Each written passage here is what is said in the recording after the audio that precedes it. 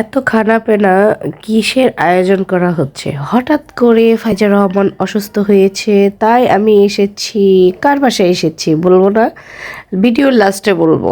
তো আমার জন্য রান্না করা হচ্ছে, খুব যত্ন করে রান্না করছে। যে মানুষটি রান্না করছে আমার জন্য, সেই মানুষটি খুব যত্ন করে রান্না করছে। আর সেই মানুষটি ঘুম থেকে উঠেছে 1টার পরে। আবার আমরা যাব হসপিটাল।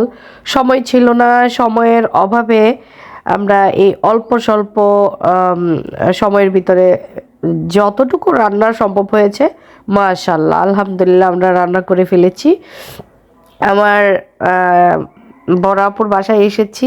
আমার আপু মাংস, সালাদ, পোলাও, কারণ আপু বাচ্চাকে নিয়ে যাবে হসপিটাল, আমরা সবাই হসপিটালে যাব। তো রান্নার সময় ছিল না, ঝটপট গরুর মাংস আর পোলাও রান্না করে আমরা খেয়ে চলে গেলাম। আমি ভাবলাম এই ফাঁকে একটু কিছু রান্না করা হোক, সরি একটু ভিডিও করা, শ্যুট করা হোক। তো আসলে সময় ছিল না, আপু বাচ্চাকে নিয়ে যাবে হসপিটাল। ফাইজার দাঁতের অবস্থা ভালো না, সেই জন্য ঝটপট এই অল্প, আপনারা ভাববেন যে অল্প আয়োজন। আপুকে ধন্যবাদ এত অল্প সময়ে এত কিছু আয়োজন করার জন্য।